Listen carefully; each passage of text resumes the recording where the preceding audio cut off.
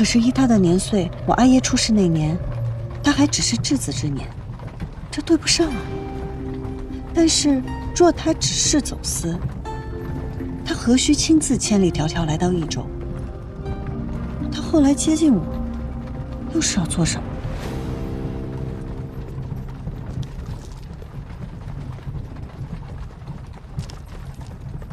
不用急，这些事呢，交给我去查，交给我去管。夫人，可还有更要紧的事情？什么？杨家的妖魔鬼怪，可不好对付着呢。夫人，你要小心了。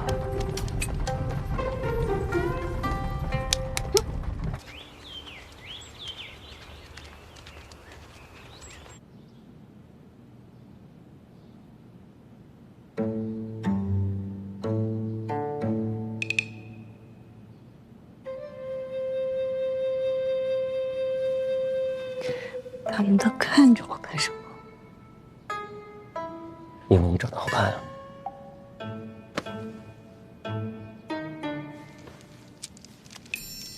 哎呀，这三郎，这是家宴，你当了这个督察之后，你这官威太大了啊！你连我们杨家家宴，女眷是不能上台面，这条老规矩你都忘了？这便是你与督察说话的态度吗？哎呦呵，这是家宴，不是你警官府，这就是你跟长辈说话的态度啊！杨敬林，你是忘了小时候我怎么揍你的了吧？不是，你说话吃饭就吃饭，你别拿筷子指着我，今天。啊，行了，一家人就不能和和气气的吃顿饭吗？啊，三郎的媳妇刚嫁过来，咱们家饭桌上也不缺这副碗筷嘛。最主要的是，让他借这个机会，认识认识宗亲长辈们。可别家的媳妇儿，也没这个礼数啊。再者讲，三郎的媳妇儿嫁过来也不光彩，也没资格登这哪这套。哟，夫人，你看这筷子是什么迂腐老木头做的呀？怎么轻轻一放就断了？哎，没事吧？啊，我去换一双筷子。哎，三郎说他吃好了，阿公阿家各位叔伯，我们就先告退了。茵茵，你先坐下。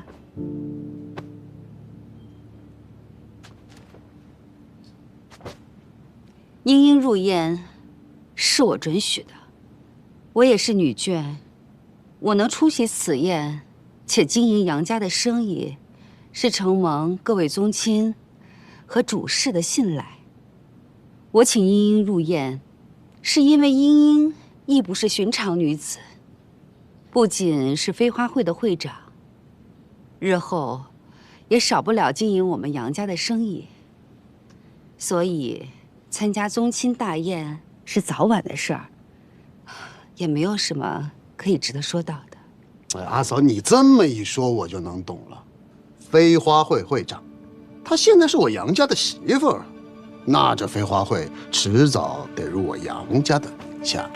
是呀，二爷，我说怎么好端端的叫着一起吃饭呢？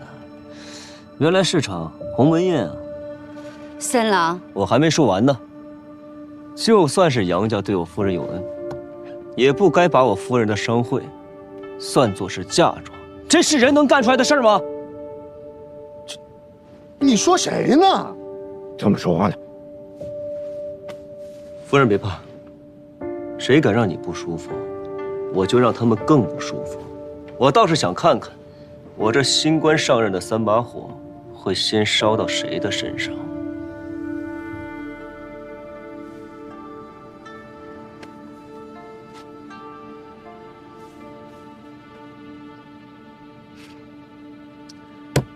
没意思啊，这菜一看就难吃。夫人，要不我们走吧？阿公阿家各位叔伯，我们真的告退了。乌烟瘴气。你说什么？杨静兰，大哥，你看他这什么态度呀？今儿他说谁乌烟瘴气？这个饭吃的确实是没什么意思。我去了。大郎，先送阿姨回去休息。是。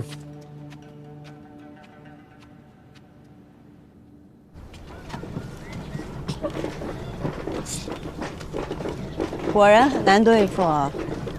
竟然还惦记你的商会。阿佳若是想要我的飞花会，那他便会一早就与我谈条件。这只能说明他想要的更多，筹谋的更少。这位主母，他不是坏人，但眼里只有生意。说起来，他比这所有姓杨的都更像杨家人，所以他才能当这个长氏夫人。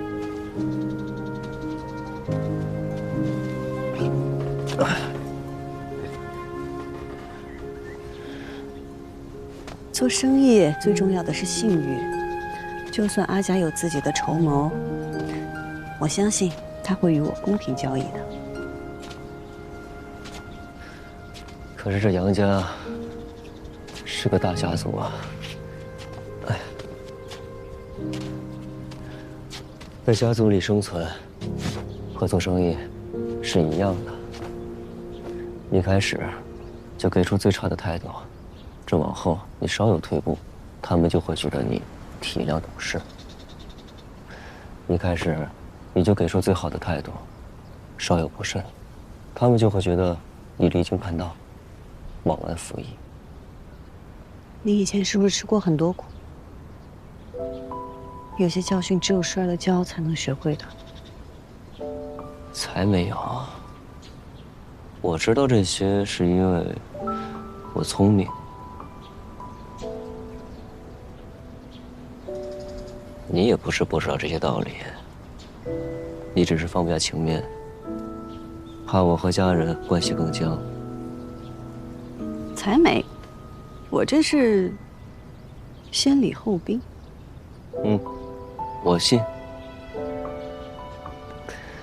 哎呀，饭也没吃成，肚子真有点饿。我也是。那要不然，我去给你做点吃的，你尝尝我的手艺。哎，我去给你做。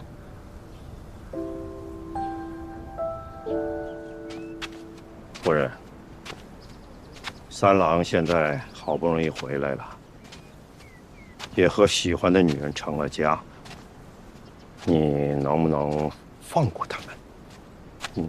别再折腾了。老爷是担心我害三郎？你不是害，是利用。你为什么让三郎的媳妇儿参加宗亲大宴呢？在饭桌上，你为什么要提那个飞花会啊？你敢说你不是想借助季莹莹的勇和三郎的职位来整治那帮宗亲吗？茵茵嫁到杨家，并没有白久。今天宗亲们都在，顺便认识一下，不为过。茵茵秀外慧中，她的才华老爷不知道，但日后你会知晓的。别人不知道，三郎抢了二郎的钱，但既然嫁到我杨家，我还是希望他们能够好好的过日子。我一心想的都是杨家，问心无愧。你对杨家好，不容置疑。但是，你有没有想过，这要败了会怎么样？你看大郎，至今都不愿意再娶，这还不吸取点教训吗？三郎跟大郎不一样，茵茵跟玉娘也不一样。这两个相爱的人能不能在一起，不在于外面的阻力，而在于他们自己。两个人都相爱了，他们之间还会有什么阻力？相爱跟成婚那是两回事儿。相爱的人未必能够在一起，但像我跟老爷这样门当户对、相敬如宾，也许会相守一生。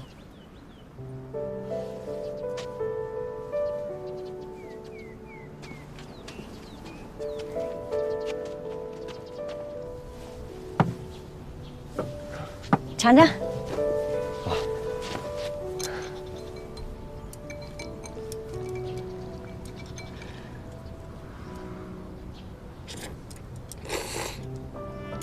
怎么样？自从阿娘和师傅走了以后，你是第一个专门为我做饭的人。这面有家的味道。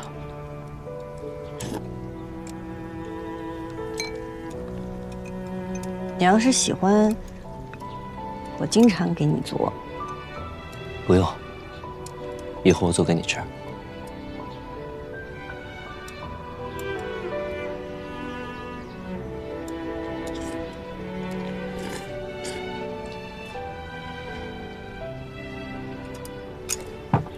等着。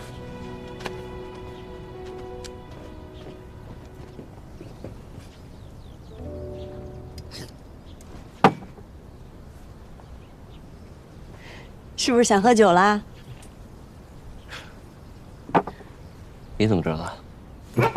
你不能喝，但你可以看着我喝。行，看着你喝。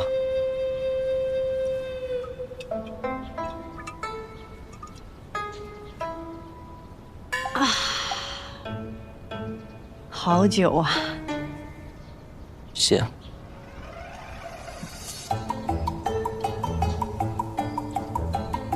真香。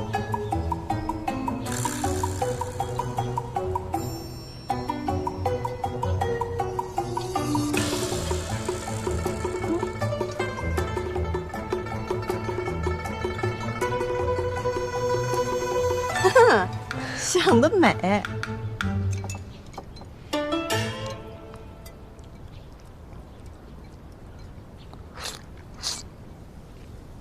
杨金兰，江湖上是不是特别自在，特别快乐？嗯。你是不是特别不喜欢这里？嗯。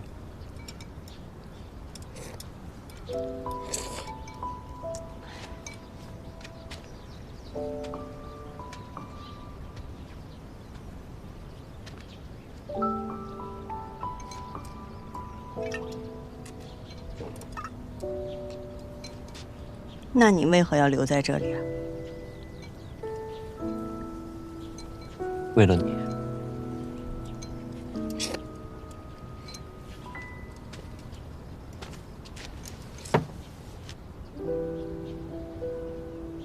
凭什么呀？就因为我是你盟友？秦妍阳，你觉得我们两个只是盟友吗？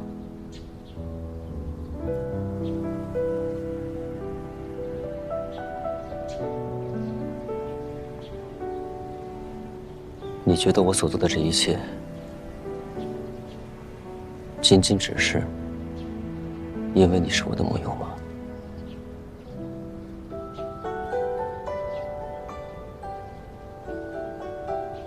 我不知道。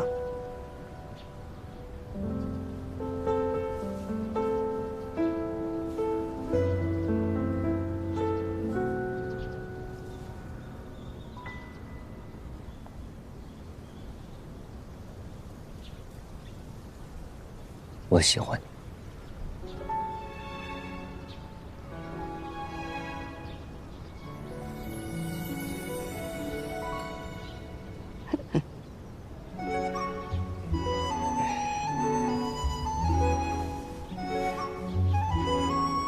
那你呢？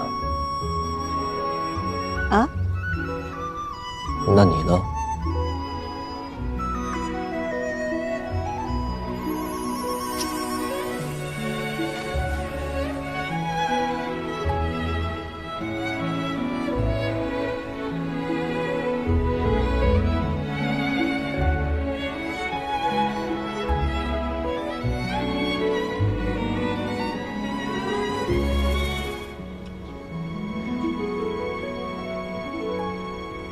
带你去个地方。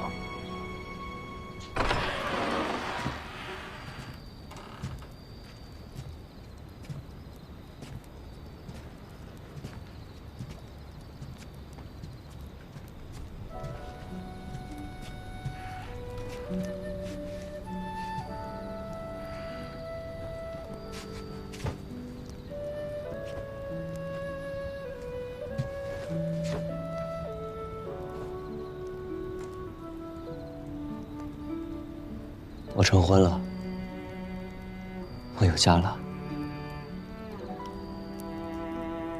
这是英英，是我的夫人，是我此生唯一的夫人。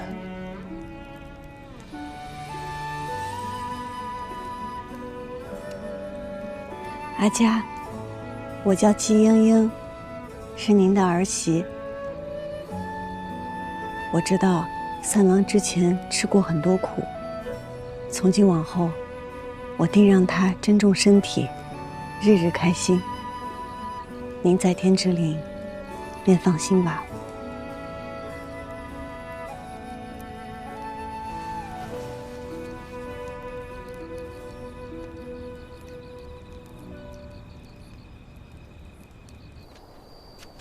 杨家儿郎5岁后便会拥有自己的院子。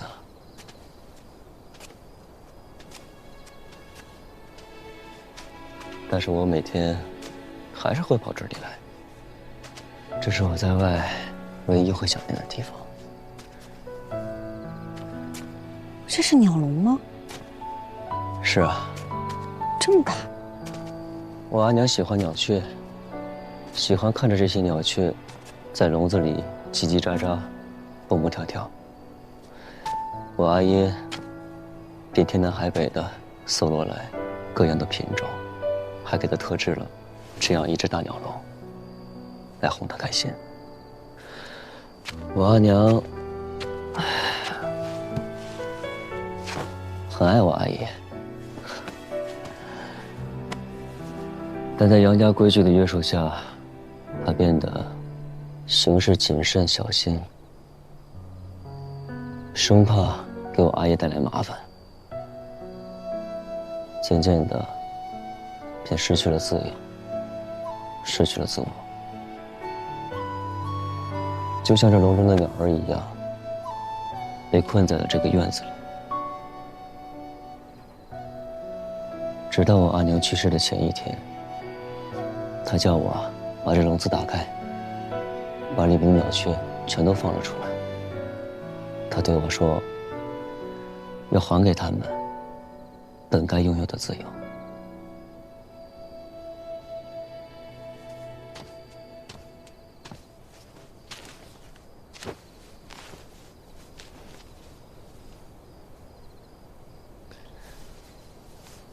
英英，我不会像我阿爷一样，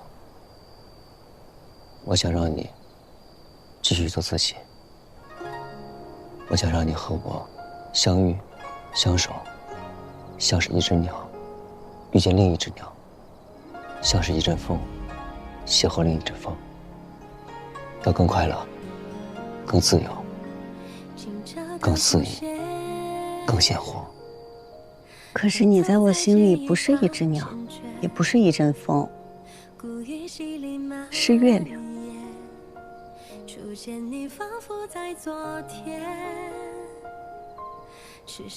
我这条夜路很长，原本打算自己一个人就走下去，可是不知从何时起，只要我一抬头，就能看到月亮。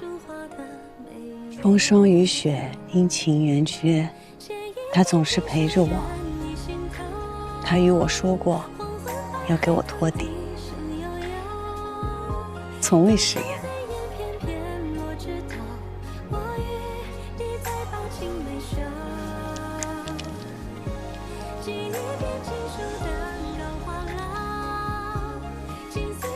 我想告诉我的月亮，事情结束以后，若他还眷恋江湖，我便陪他仗剑天涯。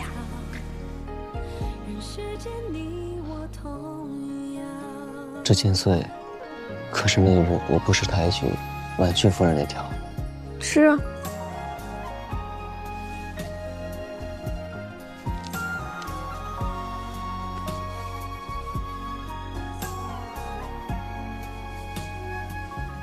哦，对了，这个河碎流波锦，其实是因为你，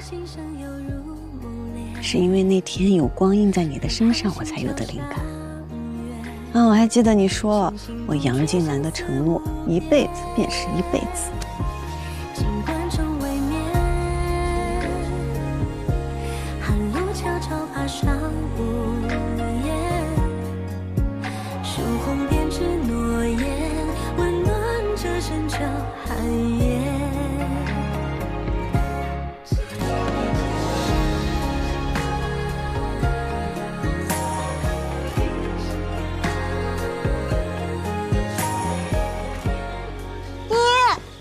哎，会长，这成亲之后第一次见你，这杨家办事仓促，爷都没闹上洞房。哎，杨老三伤成那样，没留下什么隐疾啊34，你怎么能在魏书阁小女子面前说这个？对，他到底行不行啊？你闭嘴！行了，别闹了，我今日来是说正事的。平儿，你把大家都喊过来。好。再给我笑一句，再给我笑一句，这样我意思。规矩，入袖未干，你懂得什么是规矩？什么风把二叔吹来飞花会了？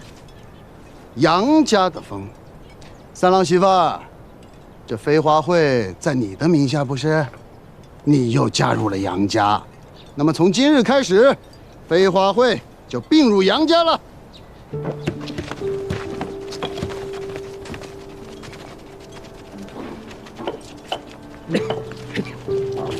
飞花会是众家共同建立的，杨家怎么能把其他家也划进来呢？众家，行，听三郎媳妇的。那以后众家就跟杨家合营，杨家经营有度，以后呢，杨家占大头。你们众家占小头，就这么定了啊？凭什么？因为季茵茵是你们的会长，凭她嫁入了杨家，那杨家的规矩就得比飞花会大，懂吗？哼，二叔真的是打了一手好算盘呀。但是现在飞花会与我无关。新会长，您与他聊。二爷，我这样做。是希望飞花会能走得更远。我如今是杨家的儿媳，若还继续担任飞花会会长，那飞花会必定会成为杨家的一部分。那到时候能做什么，不能做什么，全得按照杨家的规矩来，这样便会大大限制了飞花会的发展。所以为长远计，我必须卸任会长。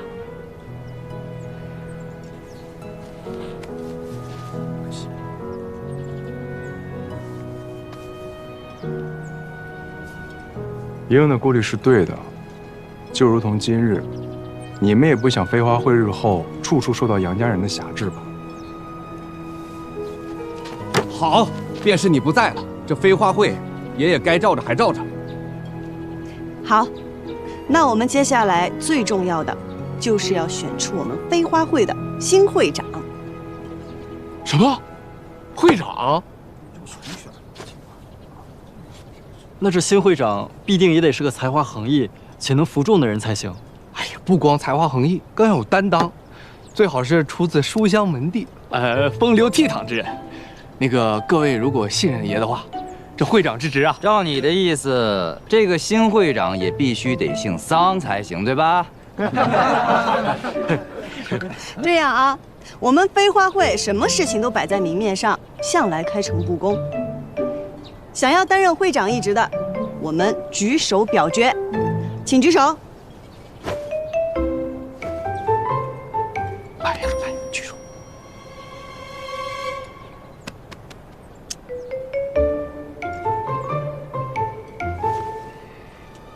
好，同意我阿兄担任会长的，请举手。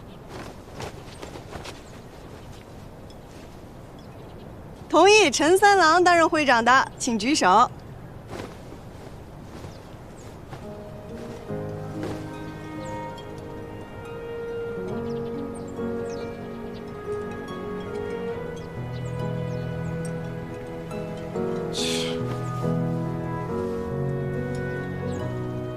目前陈三郎的票数最高，所以由陈三郎来担任我们飞花会的新会长。我阿兄和平儿平票，那就由他们俩来担任副会长。新会长的决策，副会长若是不赞同，那这个决策便无效。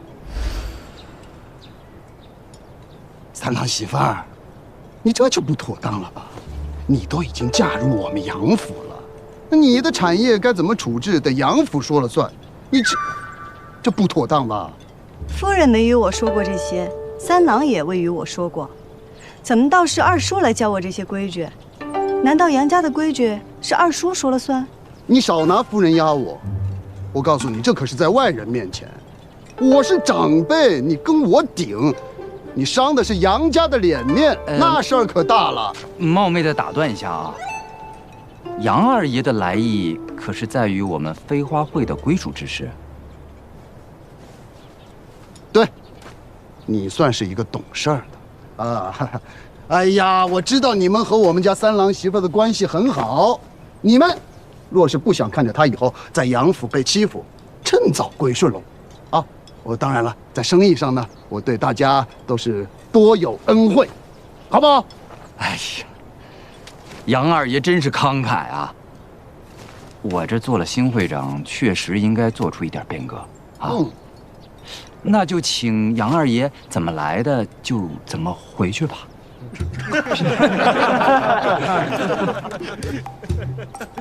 你再说一遍。哎呀，我差点忘了，这事儿啊，我一个人说了还不算，还得问一下我的2位副会长啊，还有我们飞花会的成员们，同不同意我的决定啊？同意。怎么来的？同意。整个益州城都清楚，杨家是杨夫人说了算。您在杨家是什么地位，我不清楚。你不要以为提着杨家就能在这儿横冲直撞的。今日我们初次相见，您来飞花会闹事儿，我不打您啊，不打您。再大放厥词，我就让你见识一下浣花溪旁儿郎们的厉害。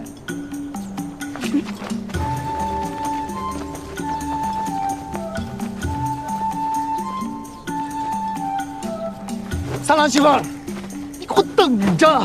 你在外面这么欺负你二叔，杨府不会饶了你。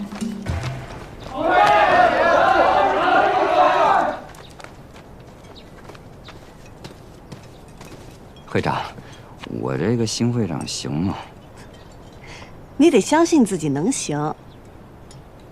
从今往后，飞花会的会长只有陈三郎，没有季英英。你我都是飞花会走出去的，你是扛着会旗的，我只是带头打架的。走到这个地步，我是应该站出来，但我总觉着我与你之间还差了好些步呢。取会旗，去浣花溪，举行新会长之礼。要带我去取。走，走吧。走吧，新会长。哎呀，别取笑我了啊！哎，十字，别吃醋了，下次你当。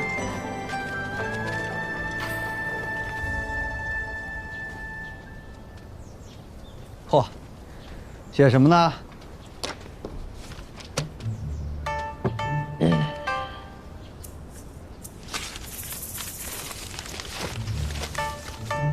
杨静兰，男，益州人士，少时喜骑马，好舞剑。怎么，在写自己的罪状？他想更深入的了解我，我呢也想告诉他，我们2个现在这算是彼此靠近。你们这都已经成婚了，还想怎么靠近？这成了婚，反而有些话都不好说。不管怎样，祝你们琴瑟和鸣，白首偕老。成婚只是权宜之计。权宜之计？怎么？你想悔婚，不想娶她了？你说什么呢？是这个意思吗？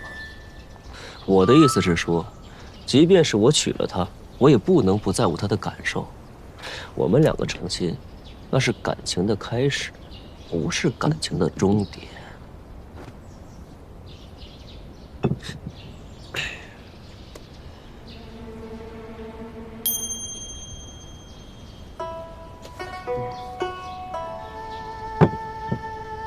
怎么，不喝了？玉掌柜可说，这可是你最喜欢喝的酒。是啊，是我最喜欢喝的酒。但我夫人也说了，她不让我喝。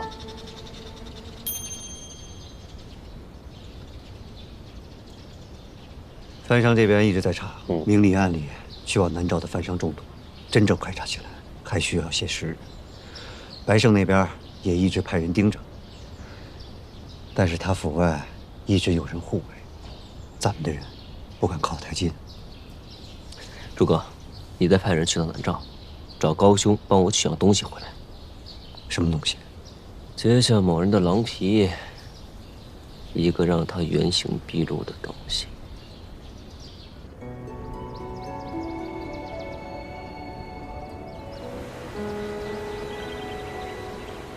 亲爱的，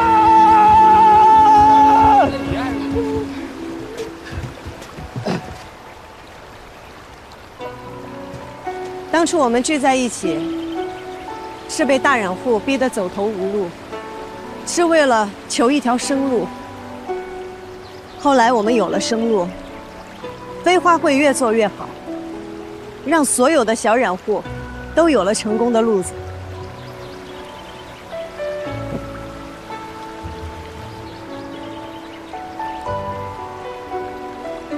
陈三郎，如今我把飞花会会长一职交给你。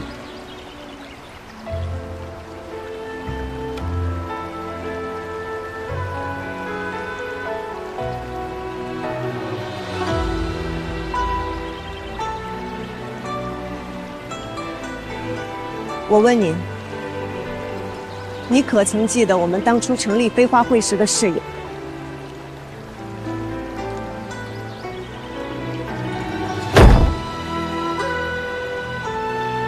我们绝不以出身论英雄，绝不固步自封，绝不攘内排外。我们携手并进，扬名一州。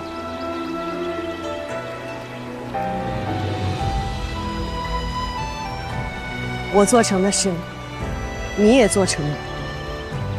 接下来，你可以立你自己要立的规矩。从今往后，飞花会永远为你留有一席之地。既应应若有求，飞花会定鼎力相助。我让你立飞花会的规矩，没让你对我讲义气。既应若有求，飞花会定鼎力相助。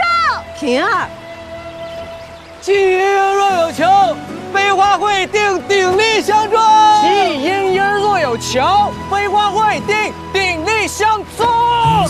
既应若有求，飞花会定鼎力相助。既应若有求，飞花会定鼎力相助。好了。既应若有求，飞花会定鼎力相助。既应若有求，飞花会定鼎力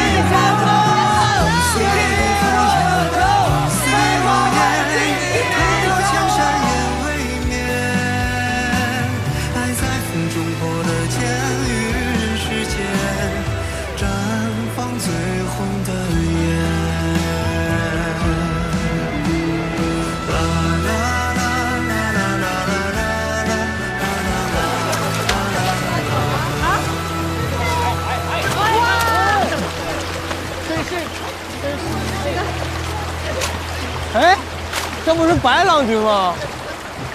好久不见啊！你怎么来了？我是来找季娘子。找季娘子？怎么了？你跟我说就行。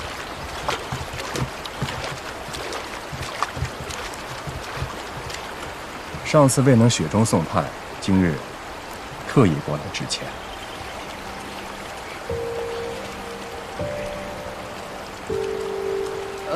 这样，你稍等一下。会长，不是钱会长，我觉得有问题。咱们出事的时候他都没来，我觉得你还是小心点好。我知道，你们先回去吧。啊，我倒要听听白郎君想说什么。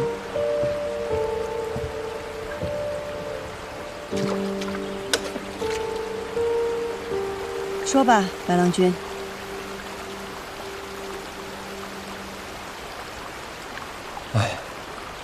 若是再来一次的话，白某或许还是会说那样的话。让我为奴？让你为奴？季娘子是不是误会了？白某从来就没有这个意思。果然，今日白郎君不是来道歉的。那白某呢？只不过是一介商人，这在商言商。白某怎么会跟这么好的生意伙伴撕破脸皮？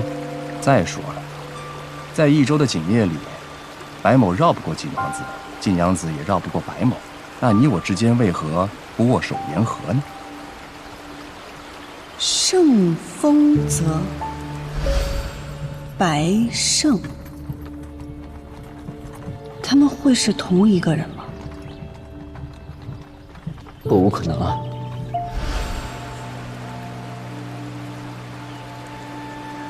我同意白郎君的观点，你我同在一城，何必剑拔弩张？但是趁人之危的生意伙伴，我受不起。哎，这季娘子说这番话，有些让白某寒心了。白某只不过是开了一个价钱，季娘子没有同意罢了，何来乘人之危啊？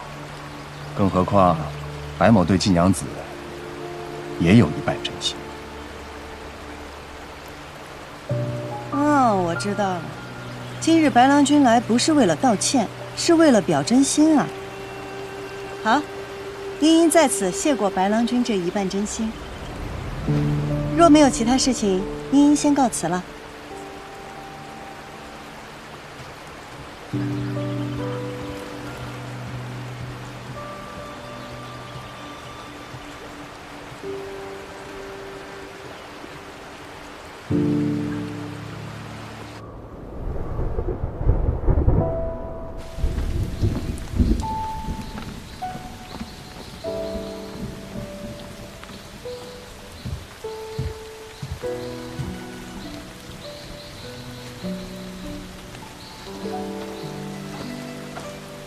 季娘子，下雨了，不如白某送你回去啊。这样的小雨，也不算什么，多谢白郎君。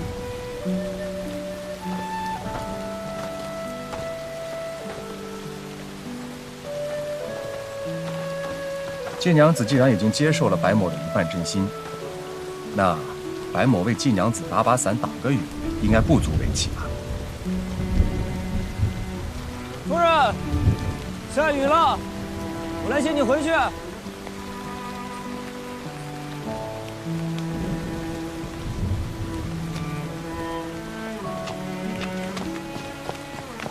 我夫君来接我回家了，多谢白郎君。多谢白郎君送我夫人一程啊！杨警官腿脚会变成这样，是因为夜路走多了吧？不然也不会如此严重。那也奉劝白郎君一句，少走点夜路，免得摔得更惨啊！夫人，回去。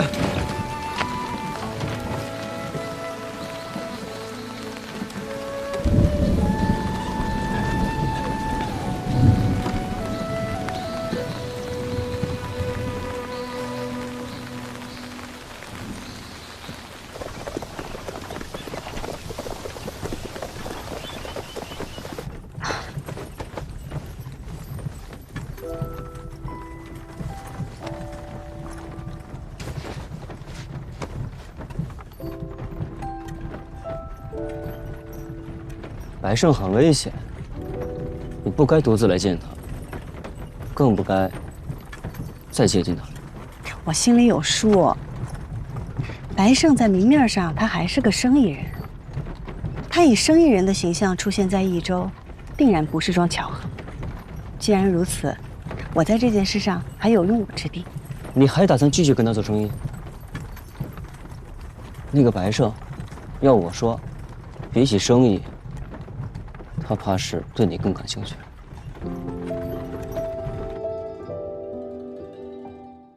落英缤纷过，跌进尘埃，却在尘埃中开花结果。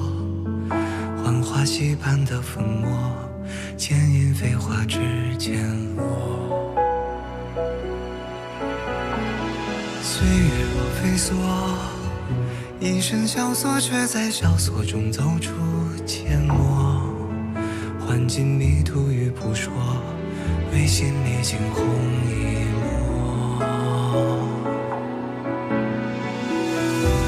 如何用最渺小的你我，支撑最人生锁，去证明那翱翔绯色是我。红色如诗月，红丝无言，深埋岁月的思念，将爱恨透锁万千年，呈现曾经落位的执念。红色如火焰，红丝如烟，踏过千山也未眠。爱在风中破了茧，于人世间绽放最红的颜。红色如诗月，红丝无言，深埋岁月的思念，将爱恨透锁万千年，呈现曾经落位的